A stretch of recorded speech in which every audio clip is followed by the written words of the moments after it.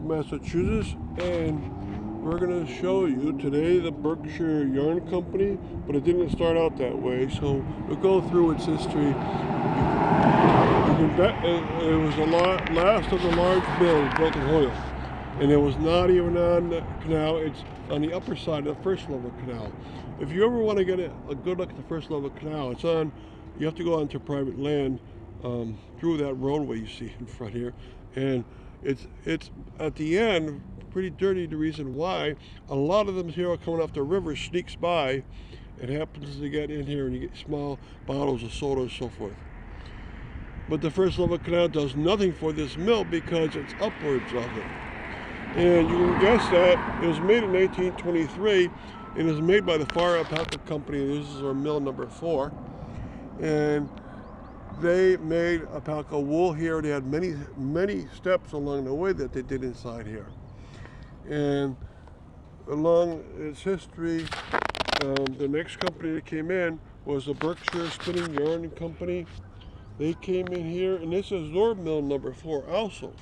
So they started out in the Berkshires, obviously. They had a mill in Rhode Island. I think they had a mill in Worcester. And this is the Berkshire Spinning Yarn Company, mill number 4. And they came here in the year 1939.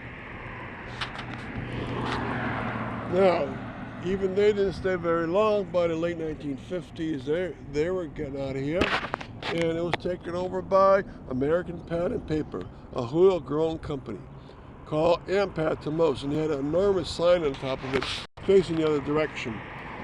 But if you look at the building now, it's got a double tower, but there's nothing on top of the towers. I'm not sure there ever was, but it has lots and lots of windows. And that was probably to make sure that the cost of electricity wasn't very high. They were using a lot of electricity on the production lines. And the mill itself is enormous. Now here it's still being used, still lights inside.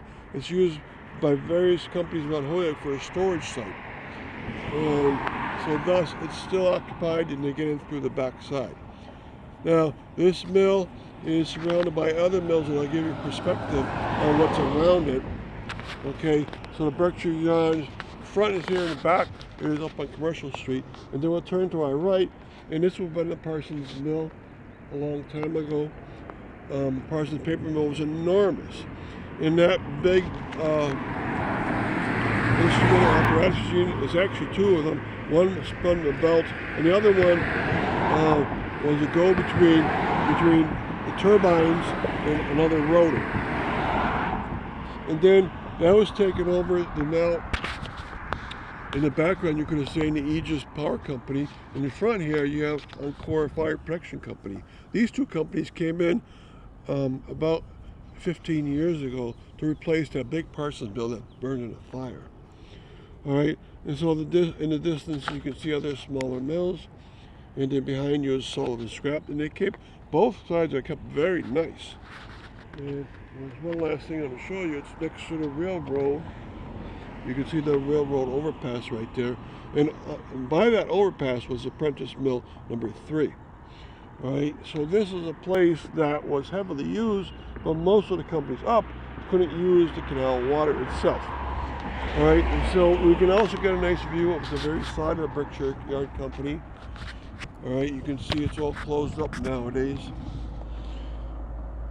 And great building. I hope there's a lot more use to it, though. I think only 2 floors are being used, and that means 4 floors are not being used. Okay, so I hope you like this stuff. Thank you.